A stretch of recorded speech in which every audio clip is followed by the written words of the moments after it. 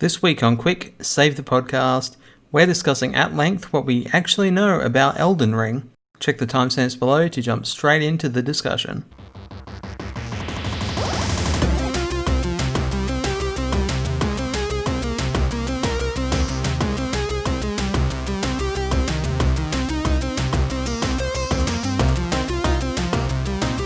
Hello and welcome to the one, the only, and first ever Quick Save the Podcast. I'm your host Mitch and I'll be here for every episode. Joining me is podcast regular Callum. Greetings. This is our latest attempt at a podcast. This is not just a video game podcast. We'll dabble in TV, movies, and technology where relevant. So basically it's going to be mostly discussion based on certain topics that you'll see upcoming what topic we've chosen. And if you've clicked this video on YouTube, you know exactly what we're going to talk about, and it's Elden Ring, which, to talk about the Souls series just real briefly, is something that we both truly really enjoy. So, From Software's newest game, Elden Ring, was announced last year's E3. It was leaked just ahead that it was a collaboration between Miyazaki and George R.R. Martin. Yes, which we were saying just before, it was a shame. I'm not sure I'd read that prior to the event. It was something that really kind of ruined just the surprise of that. And it was a thing that probably even when people read about that rumor, just thought it seemed too good to be true. Like, there's no way that this amazing game director can be collaborating with probably the best fantasy writer. The dream collaboration. It's literally like the dream, the dream team.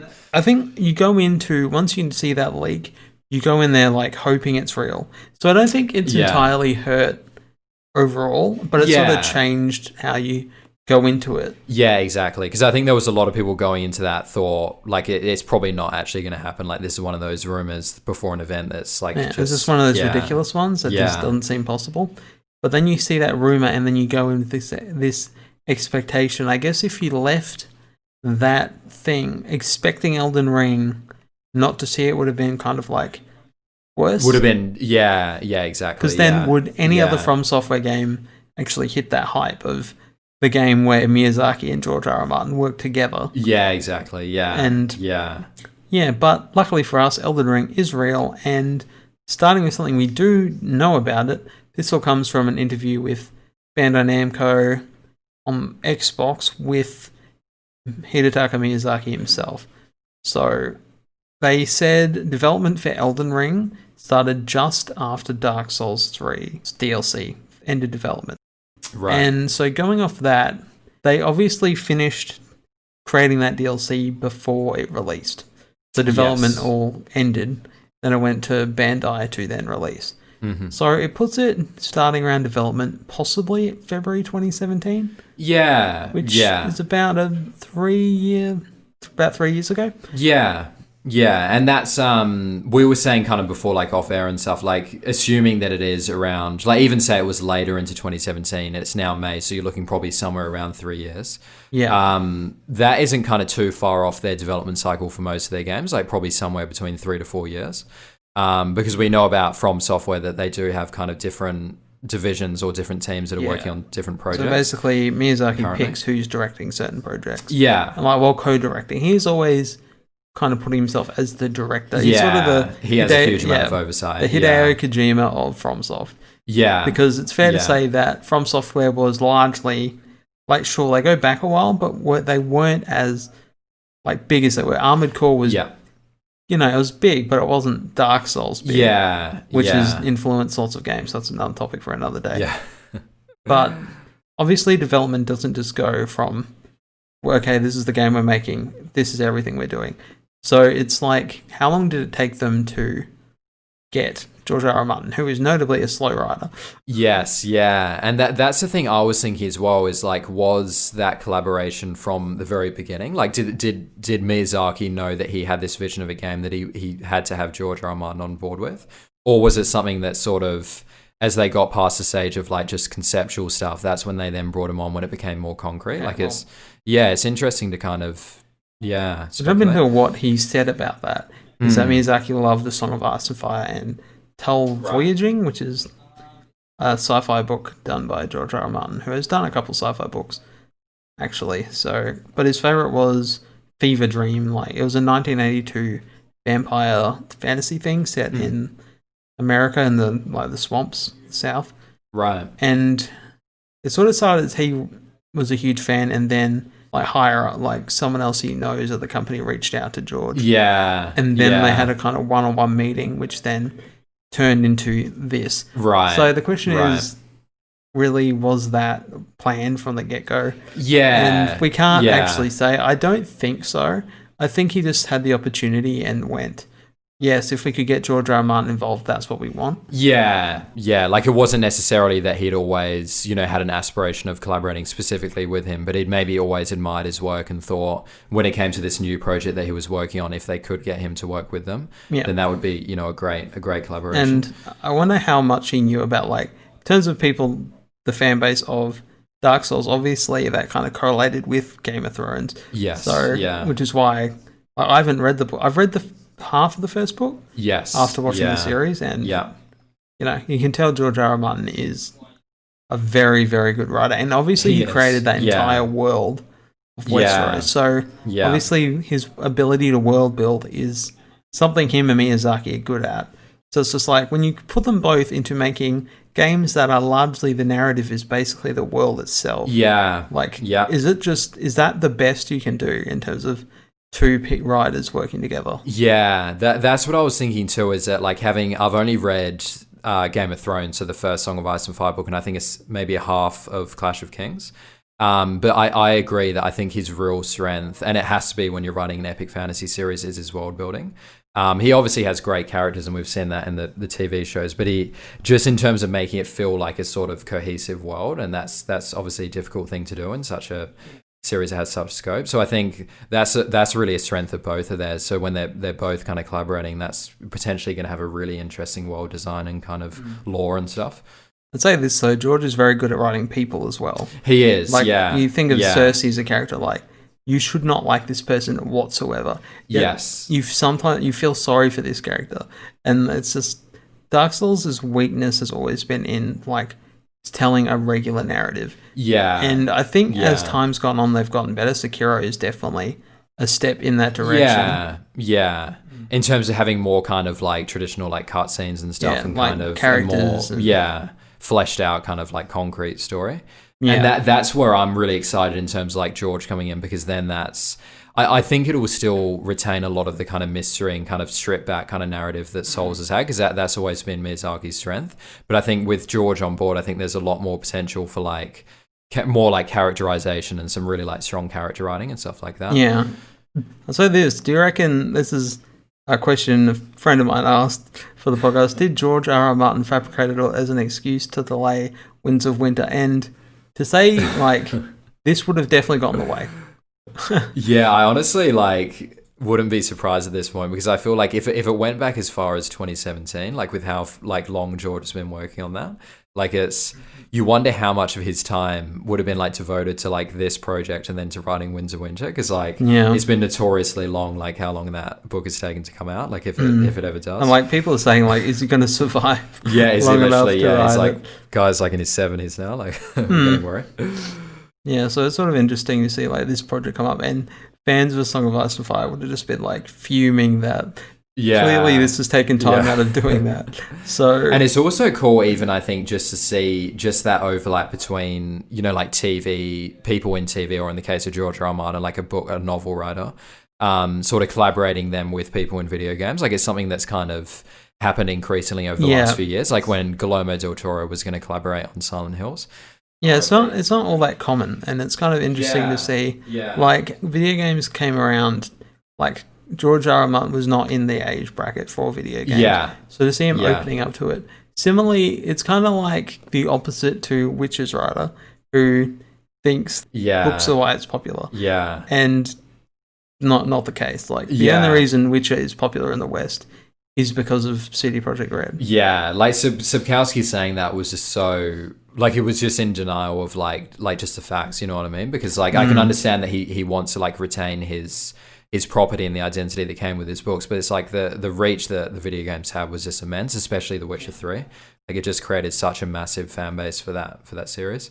Ever since Game of Thrones, George R.R. Martin has been hailed as like the best writer since Tolkien. Yeah, exactly. And he likely wouldn't have got that exposure if it wasn't for, it going into like a different medium. So it's, before we move on to more gameplay elements, I want to talk about what we think the story is basically about, because we rewatched the trailer for Elden Ring.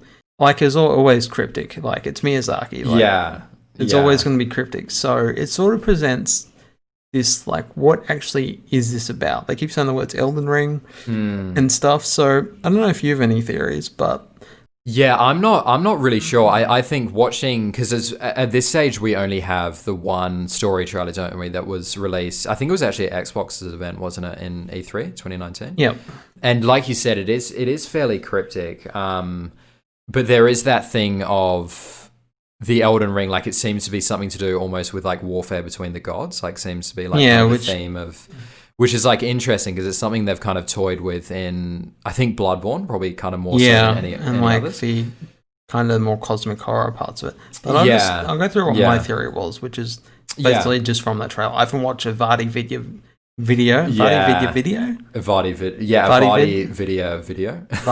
video. Yeah, who has definitely got his own theories. Yeah. It's just an Australian thing these days to have theories on from software games. So my number one thing is the Elden Ring is about the death of the gods, effectively. Yeah. So from my understanding, the Elden Ring sounds like it was like the pantheon, like Mount Olympus and that kind of thing. Right, where the gods would kind of like come together to like, Well, because in the trailer they say they give life its fullest brilliance.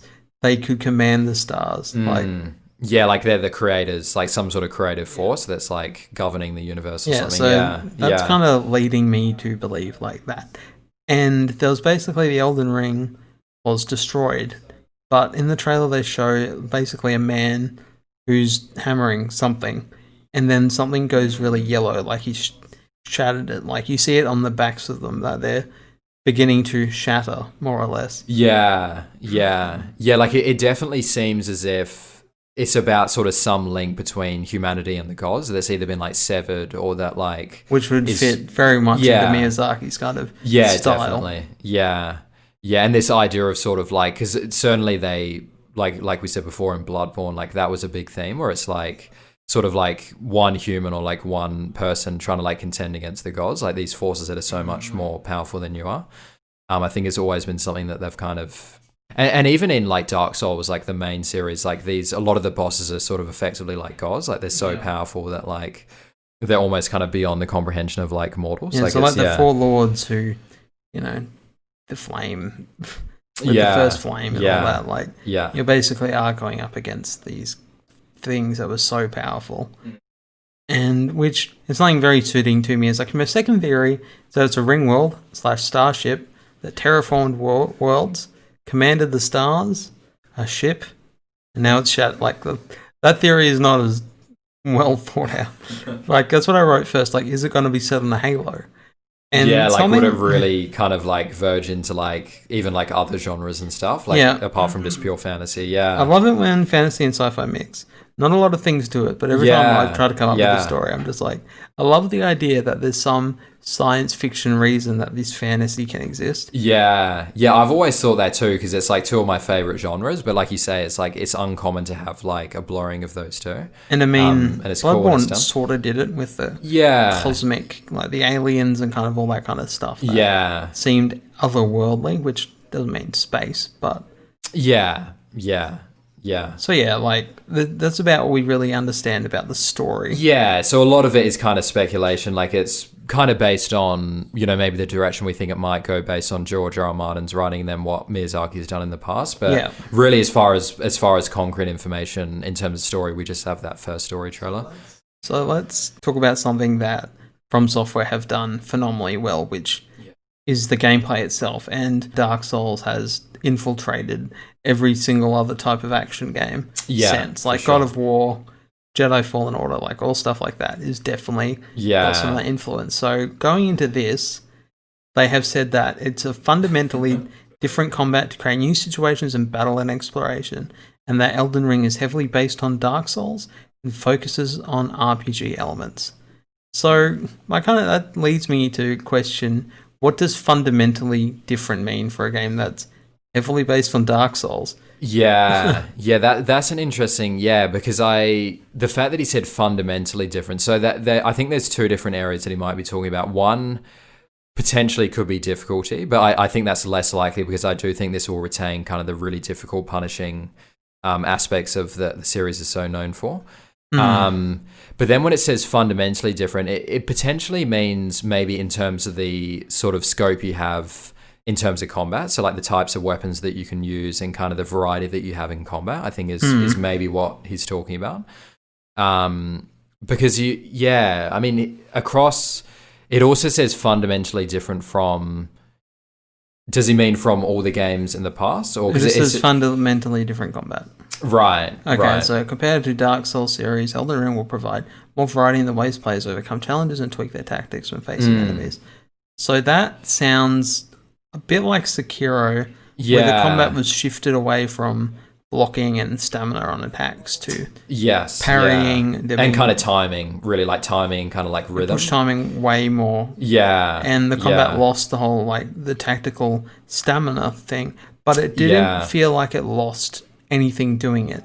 So it's just like, does that come across in like a replacement for poise?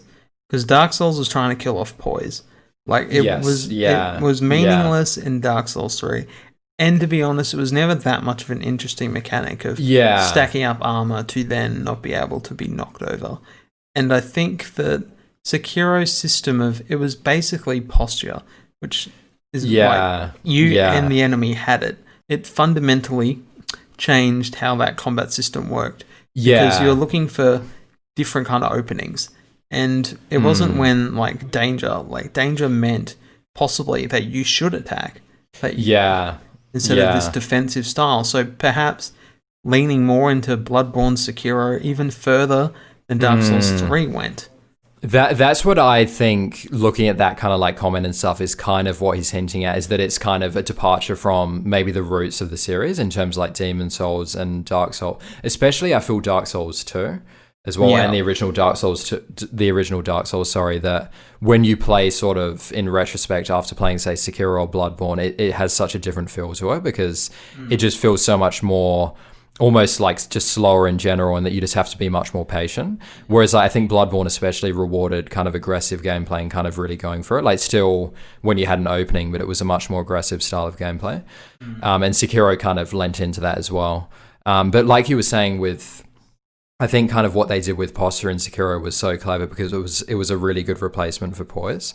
And it led to a really nice kind of like cadence and rhythm with the combat as well, which worked so well.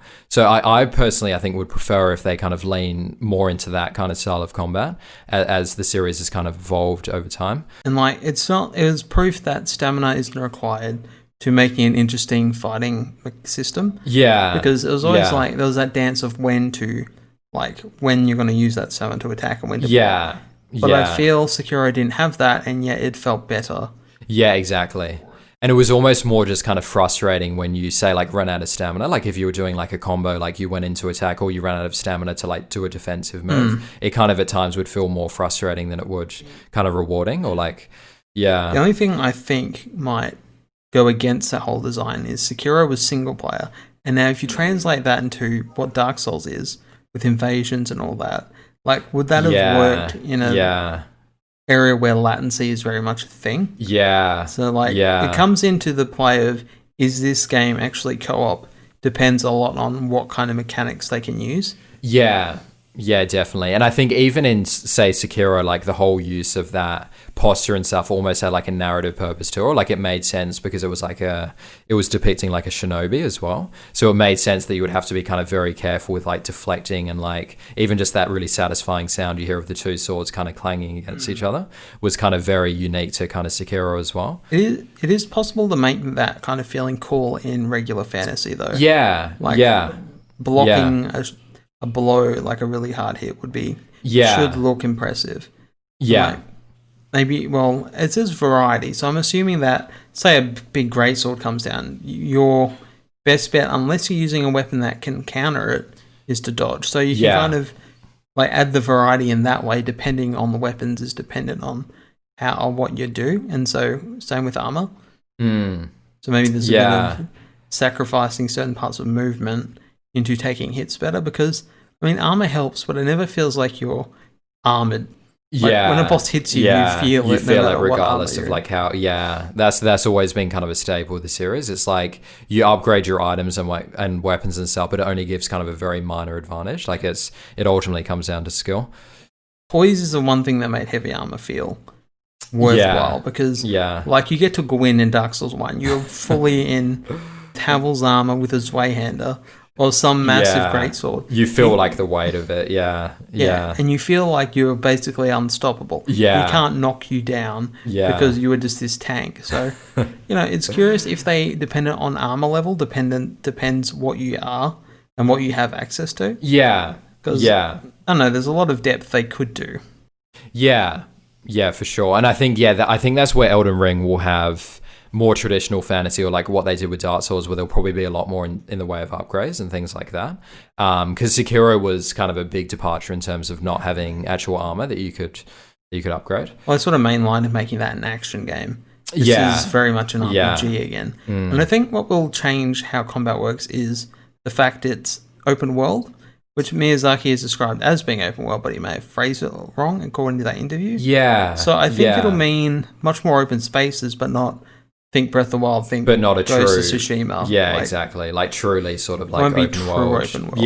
But it will be more open than the games we've played in the past. And I think when I first looked at that, I was kind of thinking it would be so cool to make it, to really take the reins off and go fully open world. But when I think about it, I think also that's always been their strength, is like having it sort of semi-open world too. And I think it would almost be a gamble to then go away from that into a kind of a different style of open world as well, and it might not necessarily work. So I think it actually probably makes more sense to stick to what they've done so well and just increase maybe the size of it. Like they have said it's their biggest game as well, like increase the scope. Yeah, so you wonder what that exactly means. I'm curious, is it better or worse than the games we've played? Does it add something that we truly didn't know we wanted? And I think in that same interview as well, like it was confirmed, like Miyazaki said, it's definitely their biggest game, like in terms of just the size of the world and just, which is not surprising, The scale of the world and its narrative, as well as the depth and freedom of exploration, have increased dramatically. It is without a doubt our biggest title yet in terms of sheer volume. So I think Sekiro dabbled in a bit more open areas than Dark Souls. But I'm curious how, like, what that exactly means. Does it mean we get new ways to navigate? Like horses and maybe a glider from Zelda. And what I was thinking, like just on that point as well, like, because obviously the series has been so known for having the interconnected kind of stages as well, like interconnected levels. You would have to imagine that will remain a hallmark. But like you said, I think maybe something different would be different methods of exploration, because it's always been some variation on, like, you find a bonfire or like a save point, and that's kind of your checkpoint. They're kind of like your war points. So I wonder if they'll experiment maybe with like different ways, more like a more traditional fast travel that you can access just from your from your map or something like that. Could they have added mounted combat to add yet another level to it? And I don't know whether it would be frustrating to have a horse that doesn't like do exactly what you want. So I think Shadow of the Colossus, where aggro kind of just does whatever the hell he wants because he's a horse. Gets frustrating. Like, I don't know if they feel they can do that well. Exactly. I feel like mounted combat is a really hard thing to pull off in like a satisfying way. Like, it's quite rare for like a game. New games have done it. Mountain Blade is probably the best mounted combat, possibly. Even then, it is a bit clunky, so there's a lot to take in about what this game is, and that's just gone off like Twitter's post on the Elden Ring page, which hasn't been updated in a while. And an interview done at last year's E3, the last E3, because we're not getting one this year. And I just feel like it's a game that, like, just kind of talking about it, it's just one of those games where it's inherently interesting just to kind of like talk about it and speculate, because it's just like a collaboration that we probably just thought was like too good to be true. And it's just so cool that it's actually happening. Hopefully we gave you some insight on what we actually know about Elden Ring currently. Which is pretty limited, but I expect there to be news within a couple months of what actually it is. As well as release date. I mean, that's the other thing too, right? Is when, based on that kind of what we know about the development cycle so far, like, could we see it next year? I would say March. March is their favorite month to release stuff in. Dark Souls 3, Sekiro, like... Bloodborne was early 2015. I think Bloodborne was May. Yeah, maybe it was. Yeah, it might have been delayed, but I think it was definitely in the first half of the year. Yeah, so they definitely love that Q1, Q2 kind of place to release. Yeah. So, and it's not inconceivable given like what we're saying, the development cycle. I mean, probably at least 3 years, which is not, is pretty common in terms of games they've released. So it's not impossible. And it will be such an amazing way to start the next generation in 2021. They confirmed that it would be this generation. Yeah. So naturally it has to release soon. Yeah. And so if it releases any earlier, I would be very surprised. Very happy, but very surprised. Yeah. And I mean, this is a team who just got Game of the Year at the Game Awards. I reckon they're a team who can go... I reckon there's more room to grow for From Software and Miyazaki to really go even a level further. I don't think we've seen the best out of them yet. Which is exciting because like what they've already produced has been what they've already done is fantastic. So good. Yeah. And like I remember like they're games that either you play them, you don't like them, or once you get into them, that's just it. Like you're gonna play. I've played all of them, and a lot of people who've played at least Dark Souls generally go on to play a lot of others. Yeah, and it almost has this effect where if you do really get into it, it kind of to some extent ruins other games like of the same genre because it has such a polished and kind of like punishing but kind of rewarding like combat system that's so enjoyable that it's hard to then go back to other games as well. So it's they've been a real influence in the industry. Yeah, so it's easy to say that we're very excited for From Software. Yeah, massively. Game whenever it releases, we have our ideas. There's not a ton out like we said. And as I said, I expect that to be used in the next couple of months. Yeah, hopefully actual gameplay soon. I mean, that's a real huge thing, yeah. So before we end each and every episode, I want us to visit the hive of scum and villainy, Metacritic. So we're going there to do one thing. No, it's not to post a review of 0 or a 10. It's to bet what overall score we think a new game will receive in the following week. So whoever's correct gets a point. And we're going to tally them up at the end of season 1, and something mysterious. There'll be some, unknown reward. Some winner will get to do something, or the loser will get to do. We'll get to that. So this week we're betting on the wonderful 101 remastered action adventure where you control large groups of superheroes, turn them into various objects, a bit like Green Lantern, I guess, just not great. Right. Yeah, it's escaping. Never played it, but it was originally on the Wii U. The Wii U, but it's escaping the confines. Everyone's favorite console. Of that dead console. That is dead, they stopped manufacturing it. So it's time to reveal our score. Yeah, sure. So I'm going to say, given that it's a remaster and it was a game that, as far as I know, I never played it, but it had a really good reception, I'm going to say pretty high. I'm going to go 87. 87. That's a big one. I'm going with 83 because I think it kind of fits in that cult classic kind of thing where some people will love it. A bit more kind of like niche, and sort others, of like, not everyone's cup of since I'm on the lower bet, if it's any lower, it's better to be optimistic than... Yeah, I think for sure somewhere in the 80s, hey? So stay tuned for next week as we discover who was right, who was wrong, and then we'll pick the next score. Unless it's 85. And then... Right in the middle, there's no winner. Then we each get a point then. Yeah, true. Stalemate. Just to keep the points Seems going. Unlikely, though. Seems unlikely. So that's it for the first ever episode of Quick Save the Podcast. Thanks so much for joining us. I've been Mitch. Thanks for joining me, Callum. Thanks for watching. Let us know in the comments below what you think of the episode, as well as your own theories for Elden Ring. We'd love to hear them. Especially the crazy ones. Just go nuts with it. If you've got a really out there crazy one that it's a Halo spin-off, why not? Why not? If you enjoyed it, like, share, and subscribe for more episodes of the podcast. Hopefully, we'll see you again, but don't take long. Got to be quick, or the podcast won't be saved. Goodbye, everybody. Whereas like an enchilada is usually like tiny, like you get like a few of them. Yeah, they're kind of like mini, like it's like a mini burrito. Version. Yeah, and there's like you get at least 3, but like in